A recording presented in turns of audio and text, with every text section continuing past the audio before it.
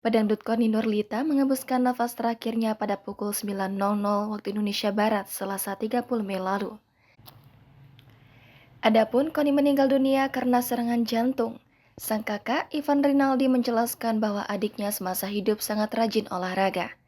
Hanya saja, katanya Koni memang memiliki riwayat penyakit MA. Ivan menyimpulkan Koni memiliki penyakit MA disebabkan sering telat makan karena aktivitasnya yang padat sebagai public figure. Namun, Koni semasa hidup tidak pernah dilarikan ke rumah sakit karena penyakit MA. Lebih lanjut, Ivan menyebut jika malam Senin Koni sempat mual-mual dan langsung ke rumah sakit terdekat. Selasa paginya, nyawa Koni tak tertolong, ia mengembuskan nafas terakhirnya.